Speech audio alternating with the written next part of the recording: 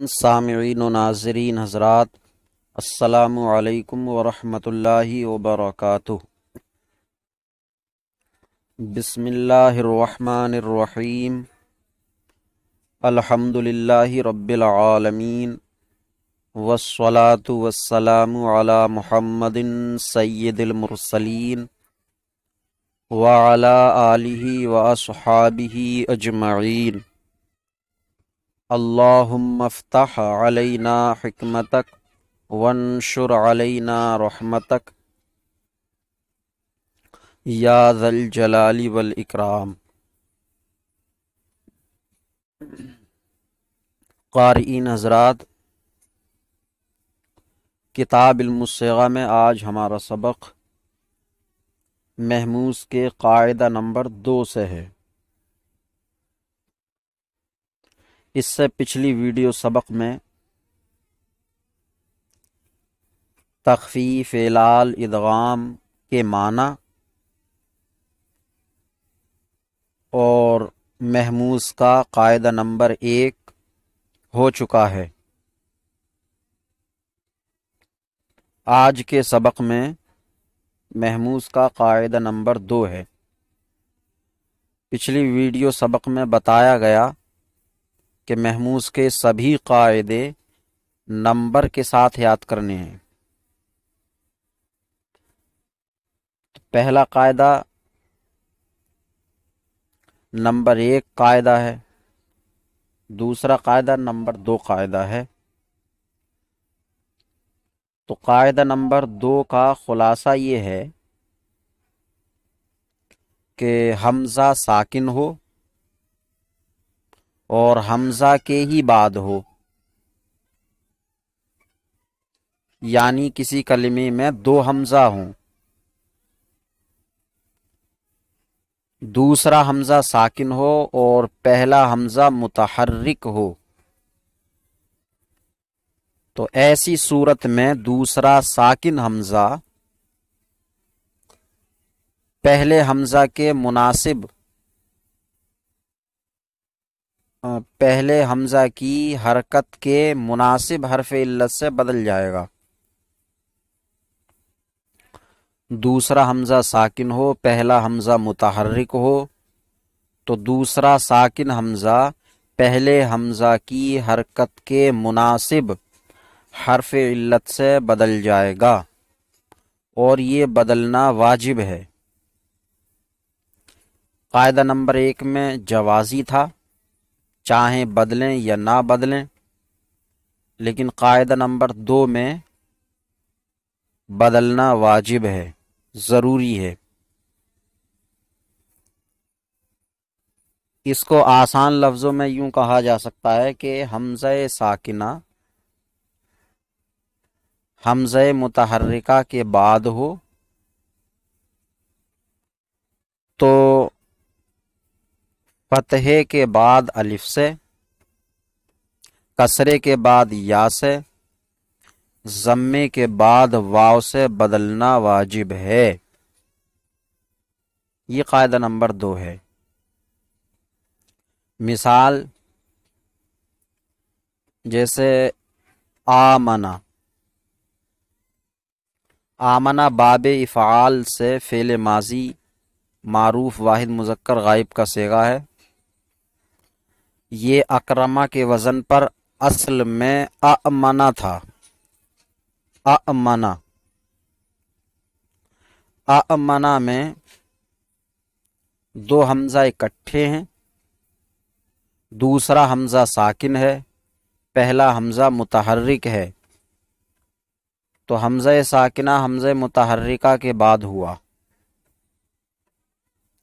لہذا اس دوسرے حمزہ کا پہلے حمزہ کی حرکت کے مناسب حرف علت سے بدلنا واجب ہے۔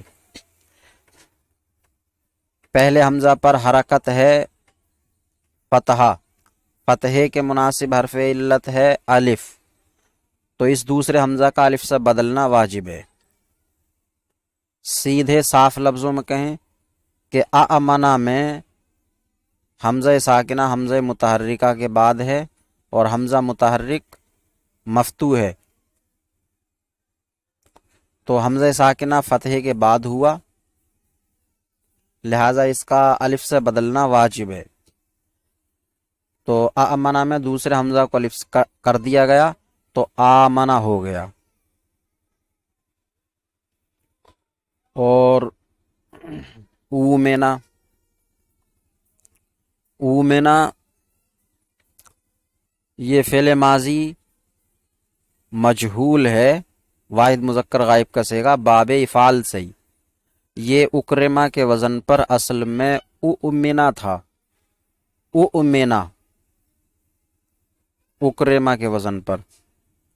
تو اؤمنا میں حمزہ، دو حمزہ اکٹھے ہیں، دوسرا حمزہ ساکن ہے، تو حمزہ ساکنہ حمزہ متحرکہ کے بعد ہے اور ہے ضمے کے بعد، تو اس کا واو سے بدلنا واجب ہے، یا یوں کہیں کہ اؤمنا میں دوسرا حمزہ ساکن ہے، پہلا حمزہ متحرک ہے، تو دوسرے حمزہ کا پہلے حمزہ کی حرکت کے مناسب حرف علت سے بدلنا واجب ہے، اور پہلے حمزہ کی حرکت کے مناسب حرف علت واو ہے، لہذا واو سے بدلنا واجب ہے۔ تو اؤمنا میں دوسرا حمزہ واو ہو جائے گا تو اومنا ہو جائے گا۔ اور تیسری مثال ہے اس کی ایمانن، ایمانن، ایمانن اصل میں ایمانن تھا، باب فعل کا مصدر ہے اکرامن کے وزن پر، ایمانن۔ اس میں بھی دو حمزہ اکٹھے ہیں، دوسرا حمزہ ساکن ہے، تو حمزہ ساکنہ حمزہ متحرکہ کے بعد ہے، اور پہلے حمزہ پر حرکت کسرہ ہے، تو دوسرا حمزہ یا سے بدلنا واجب ہے۔ بالفاظ دیگر دوسرا حمزہ ساکن ہے، پہلا حمزہ متحرک ہے، پہلے حمزہ پر حرکت کسرہ ہے، کسرے کے مناسب حرف علت یا ہے، تو دوسرے حمزہ کو یا سے بدلنا واجب ہے، لہذا ایمان میں دوسرے حمزہ کو یا سے بدل دیا گیا تو ایمانن ہو گیا۔ یہ اس قاعدے کا خلاصہ ہوا۔ ترجمہ کر لیتے ہیں۔ قاعدہ نمبر 2، حمزہ ساکنہ بعد حمزہ متحرکہ وجوباً وفق حرکت ما قبل شود۔ حمزہ ساکنہ حمزہ متحرکہ کے بعد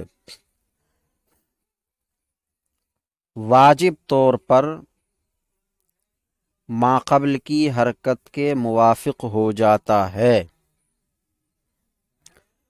حمزہ ساکنہ حمزہ متحرکہ کے بعد واجب طور پر ما قبل کی حرکت کے موافق ہو جاتا ہے۔ ما قبل کی حرکت کے موافق ہونے کا مطلب قاعدہ نمبر 1 میں بتایا جا چکا، یعنی فتحے کے بعد الف، کسرے کے بعد یا، ضمے کے بعد واو۔ چوں آمنا و اومنا و ایمانن، آمنا اصل میں اومنا تھا، آمنا اصل میں آمنا، آمنا اصل میں آمنا تھا، حمزہ ساکنہ حمزہ متحرکہ کے بعد ہے، ما قبل حرکت فتحہ ہے، الف سے بدل گیا۔ اومنا اصل میں اومنا تھا، حمزہ ساکنہ حمزہ متحرکہ کے بعد ہے، ضمے کے بعد ہے تو واو سے بدل گیا۔ اور ایمانن اصل میں ایمانن تھا، حمزہ ساکنہ حمزہ متحرکہ کے بعد ہے، ما قبل حرکت کسرہ ہے تو یا سے بدل گیا، ایمانن ہو گیا۔ قاعدہ نمبر 3، قاعدہ نمبر 3 کا خلاصہ یہ ہے کہ کسی بھی کلمے میں حمزہ مفتوح ہو، حمزہ مفتوح، لیکن حمزہ ہو اکیلا، حمزہ کے ہی بعد حمزہ متحرک نہ ہو، مفتوح نہ ہو، یعنی کسی کلمے میں حمزہ اکیلا ہو، دو حمزہ نہ ہو اور حمزہ مفتوح ہو، اس کے ما قبل ضمہ ہو، تو وہ مفتوح حمزہ واو سے بدل جائے گا، اور اگر اس کے ما قبل کسرہ ہو تو وہ حمزہ مفتوح یا سے بدل جائے گا۔ یہ قاعدہ نمبر 3 ہے، کسی کلمے میں اکیلا حمزہ ہو، مفتوح ہو، ضمے کے بعد ہو تو واو سے بدل جائے گا، کسرے کے بعد ہو تو یا سے بدل جائے گا۔ جیسے جوونن، تو جوونن اصل میں ہے جوآنن، جوآنن، جوآنن میں حمزہ اکیلا ہے، مفتوح ہے، ضمے کے بعد ہے تو واو سے بدل جائے گا، لہذا جوونن ہو جائے گا۔ یہ مثال ہوئی حمزہ مفتوح کے ضمے کے بعد ہونے کی۔ میارن، میارن اصل میں میارن ہے، میارن، میارن میں حمزہ اکیلا ہے، ایک حمزہ ہے، مفتوح ہے، کسرے کے بعد ہے، لہذا یا سے بدل جائے گا، میارن ہو جائے گا، اور یہ حمزہ کی تبدیلی جائز ہے، واجب نہیں ہے۔ تو قاعدہ نمبر 3، حمزہ منفردہ مفتوحہ، حمزہ منفردہ، منفردہ اکیلا، اکیلا مطلب حمزہ اکیلا ہو، دو حمزہ نہ ہو، تو حمزہ منفردہ مفتوحہ، حمزہ پر فتحہ بھی ہو۔ اگر حمزہ منفردہ ہے، مفتوح نہیں ہے، مکسور ہے یا مضموم ہے، تو اس صورت میں یہ قاعدہ نہیں ہے۔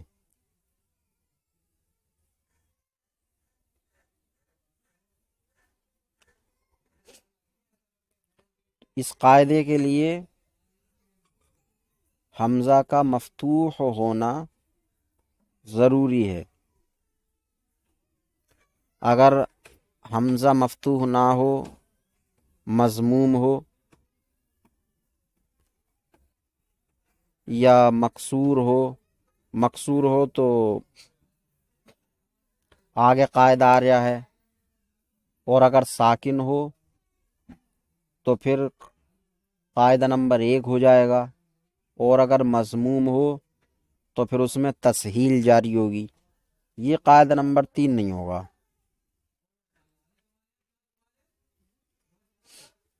تو حمزہ منفردہ مفتوحہ، بعد ضمہ، ضمے کے بعد واو شود واو ہو جاتا ہے، حمزہ منفردہ مفتوحہ ضمے کے بعد واو ہو جاتا ہے، بعد کسرہ یا کسرے کے بعد یا ہو جاتا ہے، جوازن، چون جوونن و میرن، جیسے جوونن اور میرن۔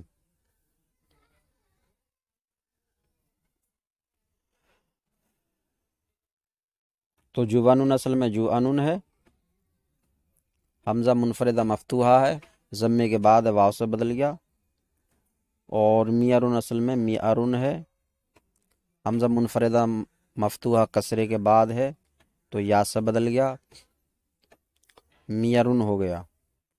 تو یہ آج کا سبق ہوا محموز کے دو قاعدے، قاعدہ نمبر 2 اور قاعدہ نمبر 3۔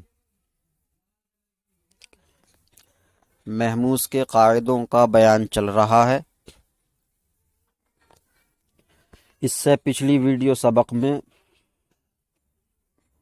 محموز کے قاعدہ نمبر 2، قاعدہ نمبر 3 بیان ہوئے تھے۔ آج کے سبق میں قاعدہ نمبر 4 ہے۔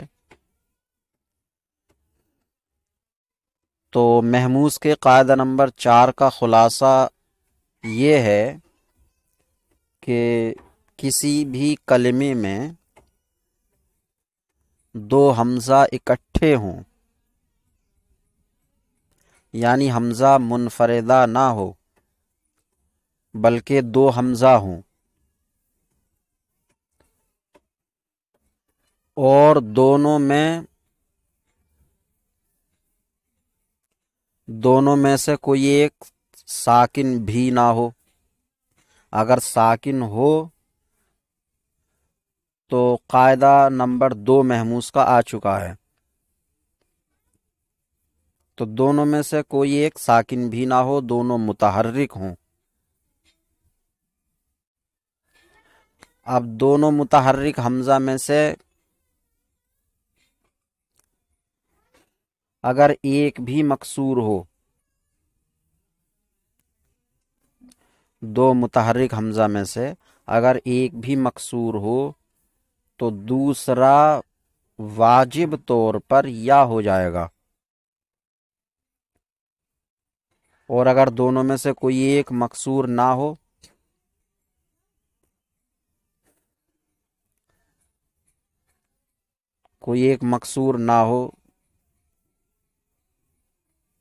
ایک مفتوح ایک مضموم ہو یا کچھ اور صورت ہو تو دوسرا حمزہ واو سے بدل جائے گا۔ تو کسی کلمے میں دو حمزہ متحرکہ اکٹھے ہوں، دونوں میں سے کوئی ایک اگر مکسور ہے تو دوسرا واجب طور پر یا سے بدل جائے گا، اور اگر کوئی ایک مکسور نہیں ہے تو پھر دوسرا واو سے بدل جائے گا۔ یہ واجب ہے۔ جیسے مثال ہے اس کی جائن، تو جائن اصل میں جائن ہے،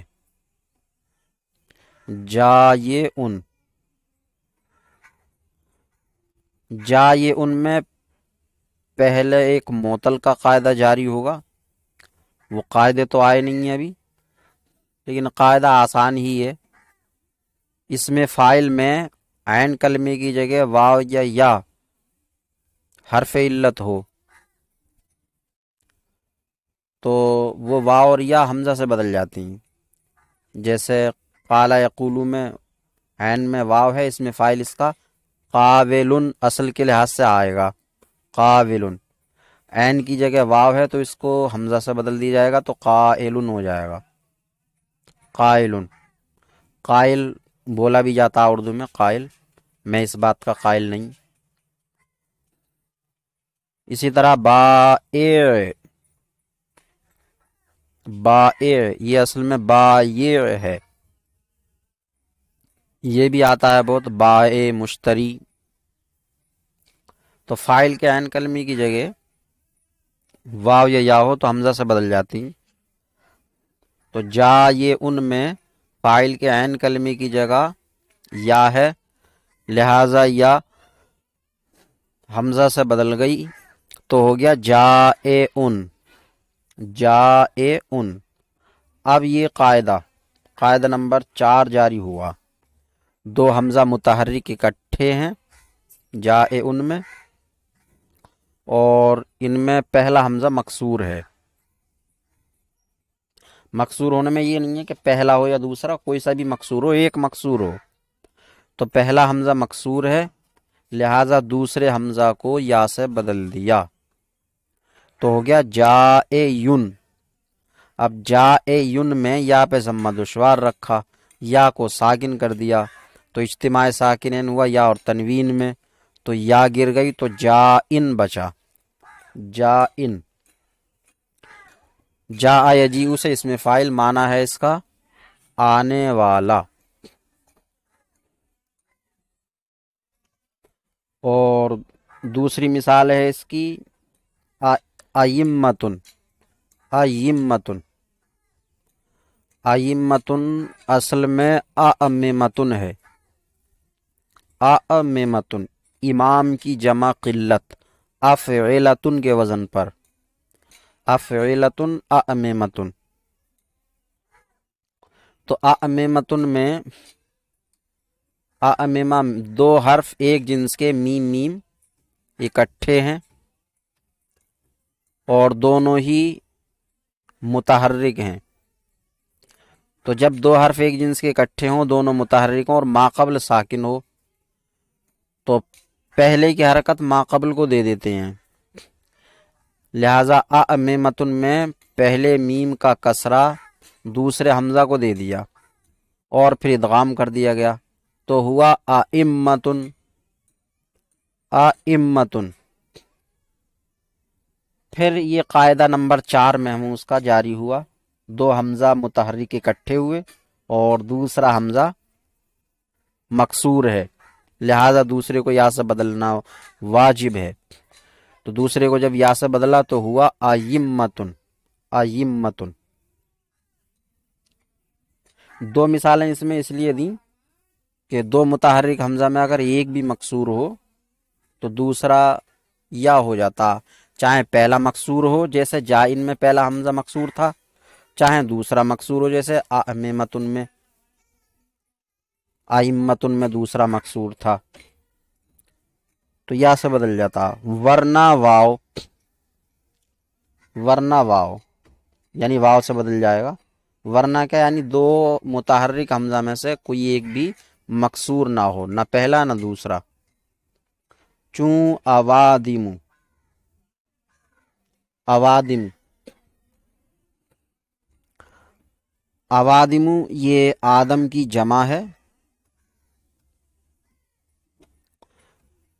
اوادم اصل میں آدم ہے، آدم، تو دو حمزہ متحرک اکٹھے ہیں اور دونوں میں سے کوئی ایک بھی مکسور نہیں ہے، لہذا دوسرے کو واو سے بدلنا واجب ہے، تو دوسرے حمزہ کو واو کر دیا گیا تو اوادم ہو گیا۔ اس کی دوسری مثال ہے اوملو، اوملو، یہ اصل میں ہے اوملو، اوملو، تو اوملو میں دو حمزہ متحرک اکٹھے ہیں اور دونوں میں سے کوئی ایک بھی مکسور نہیں ہے، تو دوسرے حمزہ کو واو سے بدلنا واجب ہے، لہذا بدل دیا گیا تو اوملو ہو گیا۔ اب یہاں سے صرفی حضرات نے جو یہ قاعدہ بیان کیا ہے کہ دو حمزہ متحرکہ میں سے اگر ایک بھی مکسور ہو تو دوسرا حمزہ واجب طور پر یا سے بدل جائے گا، اور اگر ایک بھی مکسور نہ ہو تو دوسرا حمزہ واجب طور پر واو سے بدل جائے گا۔ اس پر اپنی رائے، اپنا تبصرہ، اپنی تحقیق بیان کرنا چاہتے ہیں، کہنا یہ چاہتے ہیں کہ صرفی لوگوں نے اس قاعدہ نمبر 4 کو دونوں صورتوں میں واجب کہا ہے، یعنی دو متحرک حمزہ میں سے کوئی ایک مکسور ہو تب بھی دوسرے کو یا سے بدلنا واجب ہے، تو کسرے کی صورت میں بھی واجب کہا ہے، اور اگر کوئی ایک مکسور نہ ہو تب بھی دوسرے حمزہ کو واو سے بدلنا واجب ہے، تو واجب دونوں صورتوں میں کہا ہے، دو حمزہ میں سے چاہے ایک مکسور ہو تب بھی دوسرے کو یا سے بدلنا واجب ہے، اگر نہ ہو تب بھی دوسرے حمزہ کو واو سے بدلنا واجب ہے۔ تو واجب دونوں صورتوں میں ہے صرفیوں کے نزدیک، لیکن یہ اپنی تحقیق بیان فرما رہے ہیں کہ حمزہ کو کسرے کی صورت میں یا سے بدلنا واجب نہیں ہے، جائز ہے۔ صرفی لوگوں نے جو یہ کہا کہ دو متحرک حمزہ میں سے کوئی ایک بھی مکسور ہو تو دوسرے کو یا سے بدلنا واجب ہے، یہ صحیح نہیں ہے، یہ صحیح نہیں ہے۔ کسرے کی صورت میں دوسرے حمزہ کو یا سے بدلنا واجب نہیں ہے، جائز ہے۔ لیکن دوسری صورت میں جو صرفی لوگوں نے کہا ہے کہ اگر کوئی ایک بھی مکسور نہ ہو دو متحرک حمزہ میں سے دوسرے کو واو سے بدلنا واجب ہے، یہ صحیح ہے۔ کسرہ نہ ہونے کی صورت میں دوسرے کو واو سے بدلنا واجب ہے، یقیناً واجب ہے، یہ صحیح ہے۔ لیکن کسرے کی صورت میں دوسرے حمزہ کو یا سے بدلنا واجب ہے، یہ صحیح نہیں ہے صرفیوں کا کہنا، بلکہ جائز ہے۔ یہ مصنف کی اپنی تحقیق ہے، اپنی اس تحقیق پر دلیل وہ بعض قرات متواترہ سے پیش کرتے ہیں۔ کہتے ہیں کہ بعض قرات متواترہ میں لفظ ائمہ دوسرے حمزہ کے ساتھ آیا، دوسرے حمزہ کے ساتھ، تو یعنی بعض قرات متواترہ میں دوسرا حمزہ ہے ائمہ میں، لفظ ائمہ میں بعض قرات متواترہ میں دوسرا حمزہ ہے، دوسرے حمزہ کو یا سے نہیں بدلا ہے بعض قرات متواترہ میں۔ تو بعض قرات متواترہ میں لفظ ائمہ کے دوسرے حمزہ کے ساتھ آنے سے معلوم ہوتا ہے کہ یہ قاعدہ کسرے کی صورت میں وجوبی نہیں ہے۔ اگر کسرے کی صورت میں بھی وجوبی ہوتا تو لفظ ائمہ بعض قرات متواترہ میں دوسرے حمزہ کے ساتھ نہ آتا بلکہ یا کے ساتھ ہی آتا، کیونکہ کسرے کی صورت میں یا سے بدلنا واجب ہے۔ لیکن آیا ہے حمزہ کے ساتھ، حمزہ کے ساتھ، یا کے ساتھ نہیں آیا، تو معلوم ہوا کہ یہ قاعدہ نمبر 4 کسرے کی صورت میں جوازی ہے، وجوبی نہیں ہے۔ یہ مصنف کی اپنی تحقیق اور اپنی دلیل ہے، لیکن مجھ ناقص کا یہ کہنا ہے کہ صرفیوں کا بیان کردہ قاعدہ اپنی جگہ بالکل صحیح اور محقق ہے۔ قاعدہ اکثر کو دیکھ کر بنتا ہے، بعض کو دیکھ کر نہیں بنتا ہے۔ نحو کا بڑا مشہور قاعدہ ہے کہ فاعل مرفوع ہوتا ہے، لیکن بعض اہل عرب کی مثالیں ایسی بھی ہیں جن میں فاعل مرفوع نہیں بلکہ منصوب ہے۔ اسی طرح نحو کا بڑا مشہور قاعدہ ہے کہ مفعول منصوب ہوتا ہے، لیکن بعض مثالیں اہل عرب کی ایسی ہیں جن میں مفعول مرفوع ہے۔ تو قاعدہ بعض کو دیکھ کر نہیں بنتا ہے،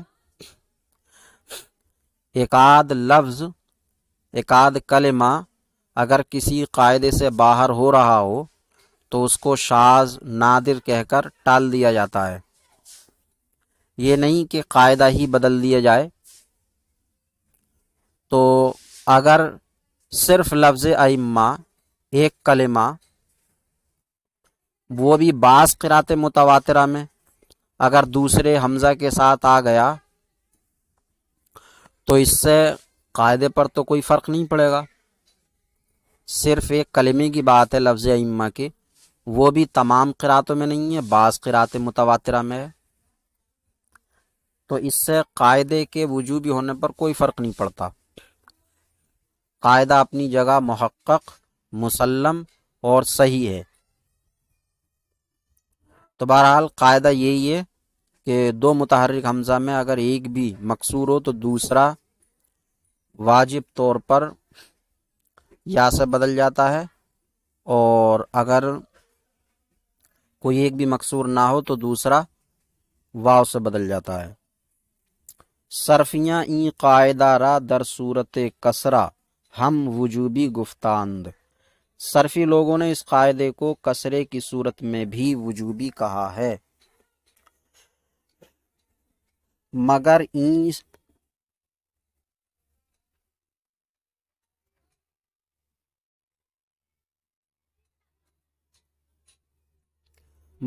صحیح نہیں، مگر یہ صحیح نہیں ہے، کسرے کی صورت میں واجب ہے، یہ صحیح نہیں ہے۔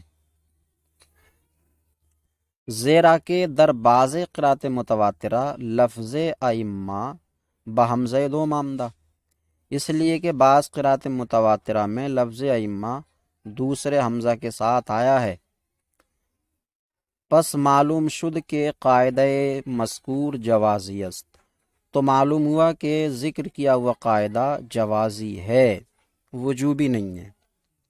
یہ مصنف کی اپنی تحقیق، اپنا نظریہ ہے، اس پر مجھ ناقص کا کیا کہنا ہے، کیا سوچ ہے، وہ میں نے آپ کے سامنے رکھی۔ یہ آج کا سبق ہوا۔ اللہ تبارک و تعالی سے دعا ہے سبق سمجھنے، یاد کرنے کی توفیق عطا فرمائے، کوتاہیوں کو معاف فرمائے۔ السلام علیکم ورحمۃ اللہ وبرکاتہ۔